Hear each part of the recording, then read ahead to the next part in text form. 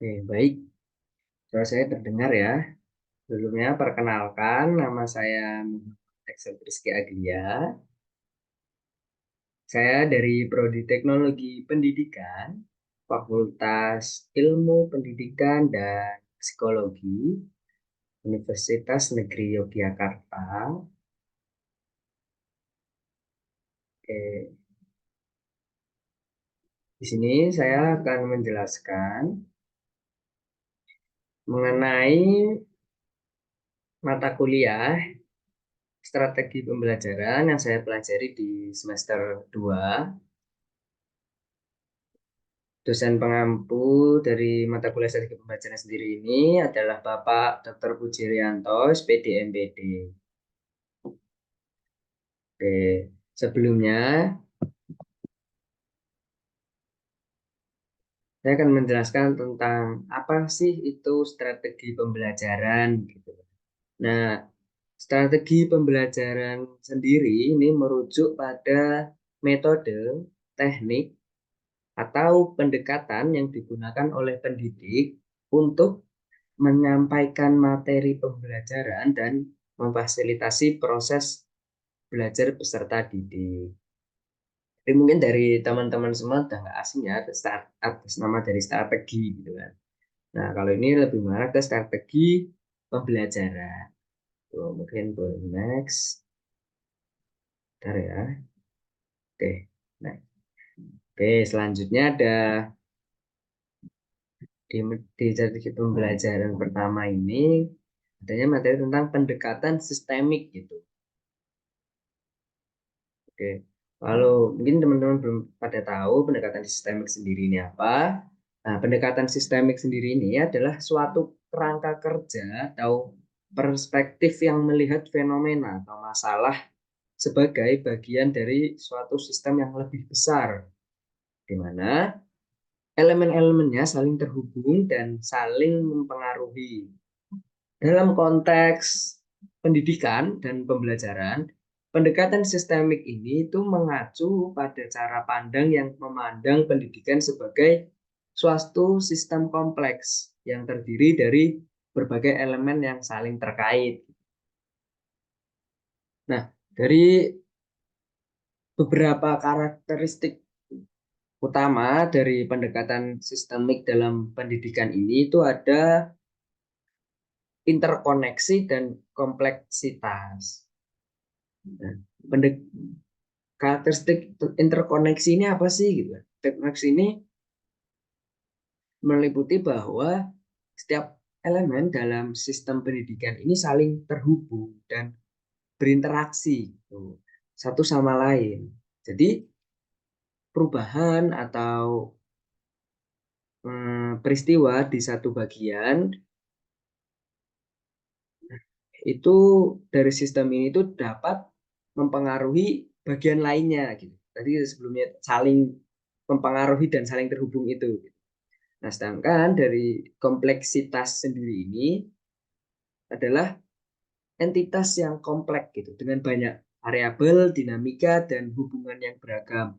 Pendekatan sistemik ini mencoba untuk memahami kompleksitas ini dengan melihat gambaran dari keseluruhannya. Itu adalah prinsip utama dari pendekatan sistemik ini ada. Jadi ada interkoneksi dan kompleksitas. Jadi selanjutnya itu ada teori konstruktivisme.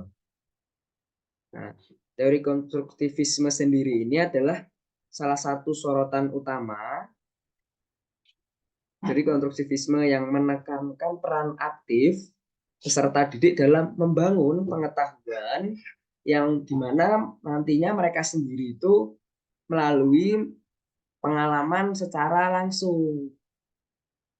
Jadi konstruktivisme sendiri ini memandang pembelajaran sebagai proses aktif di mana peserta didik mampu membangun pemahaman mereka sendiri dari interaksi dengan materi pembelajaran. Nah, teori konstruktivisme ini menekankan beberapa penekanan seperti pendekatan berbasis pemikiran, dan pembelajaran berpusat pada siswa.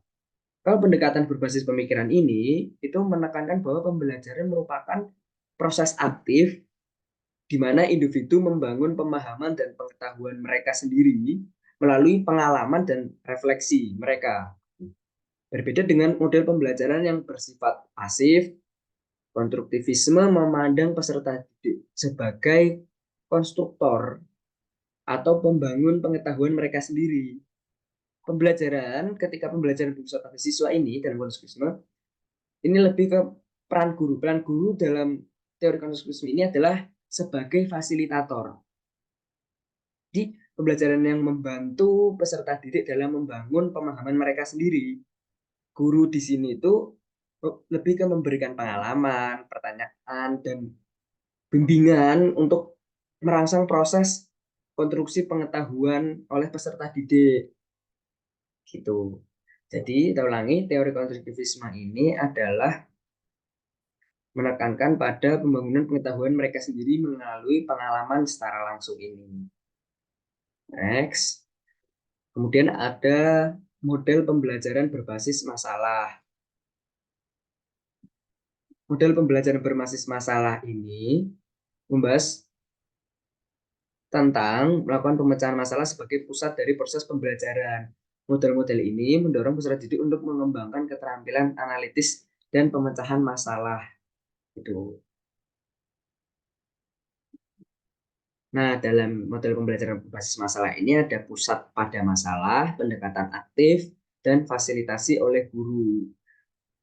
Pusat pada masalah dalam model pembelajaran berbasis masalah ini dimulai dengan penyajian suatu masalah atau situasi yang relevan bagi peserta didik. Kemudian, setelah pusat pada masalah, ada pendekatan secara aktif. Di mana pendekatan secara aktif ini peserta didik diajak untuk aktif terlibat dalam pemecahan masalah-masalah tersebut, seperti mengidentifikasi fakta, pengumpulan informasi, menganalisis data, dan merancang solusi bagaimana menyelesaikan masalah tersebut. Kemudian ada fasilitasi oleh guru. Di sini peran guru dalam model PBL atau pembelajaran berbasis masalah ini adalah sebagai fasilitator, bukan sebagai penyampai informasi. Jadi guru di sini sendiri itu membimbing peserta didik dalam proses pembelajaran, memberikan arahan, memandu, umpan balik, membantu peserta dalam memecahkan masalah. Next, desain berbasis kompetensi. Desain berbasis kompetensi ini menyoroti pentingnya mencapai keterampilan dan pengetahuan spesifik dalam pembelajaran. Model-model ini lebih menekankan pada pencapaian tujuan pembelajaran yang jelas dan terukur. Teori ini menekankan pada pusat pada kompetensi dan keterukuran terukur.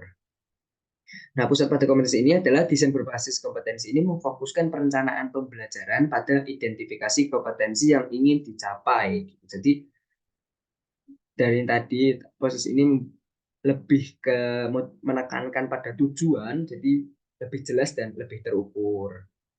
Next. Oke, belajar kolaboratif. Konsep belajar kolaboratif ini juga dipertimbangkan di mana peserta didik belajar melalui interaksi dan kolaborasi dengan orang lain.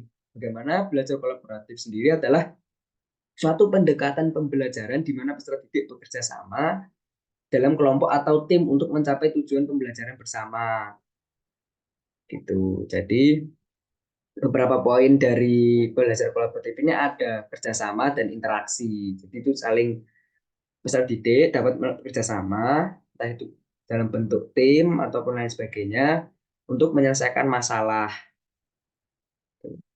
Next, pembelajaran berbasis teknologi atau teknologi based learning TBL. Ini adalah pendekatan pembelajaran yang menggunakan teknologi komputer dan internet sebagai sarana utama untuk menyampaikan materi pembelajaran, berinteraksi dengan peserta didik, dan memfasilitasi proses pembelajaran. Dalam pembelajaran TBL atau teknologi based learning ini teknologi digunakan untuk meningkatkan aksesibilitas, fleksibilitas, interaktivitas, dan efektivitas pembelajaran.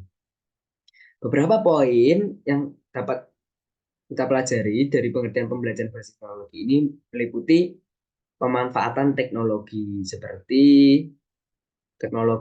seperti komputer, internet, perangkat mobile, perangkat lunak, platform pembelajaran daring, karena untuk mempermudah. Next. Nah, dari sekian tadi teori-teori itu, kemudian sampailah dievaluasi pembelajaran. Evaluasi pembelajaran sendiri ini adalah proses sistematis gitu untuk mengumpulkan ataupun menganalisis gitu kan pembelajaran peserta didik dengan tujuan untuk membuat nantinya bagaimana solusi atau keputusan gitu untuk kemajuan, untuk keefektivitasan dan kualitas pembelajaran ke depannya.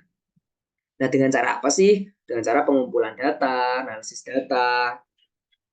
Nah, pengumpulan data ini seperti berupa dapat kita kumpulkan dengan tugas, nanti bisa diberi tugas atau diberi proyek, observasi dan wawancara segala macam. Dari analisis data ini kita mengumpulkan data tadi yang sudah dipunya, terus ini untuk tujuannya untuk mengevaluasi peserta didik dan efektivitas metode pembelajaran. Ini melibatkan penggunaan alat analisis statistik atau kualitatif untuk mengidentifikasi pola, tren atau masalah yang muncul. Oke, sampailah kita ke kesimpulan dari buku Instructional Design Theories and Model volume 4 ini kira-kira akan menyoroti beberapa hal yang dapat diambil dari kumpulan isai dan kontribusi para ahli di bidang desain pembelajaran secara keseluruhan. Dan buku Instructional Design Theories and Models volume 4 ini memberikan pemahaman yang mendalam tentang berbagai aspek dalam desain pembelajaran dan menekankan pentingnya pendekatan yang fleksibel, kontekstual, dan berpusat pada peserta didik. Jadi kurang lebihnya itu penjelasan sedapat mata kuliah strategi pembelajaran, kurang lebihnya mohon dimaafkan. Saya akhiri, selamat siang, terima kasih. Wassalamualaikum warahmatullahi wabarakatuh.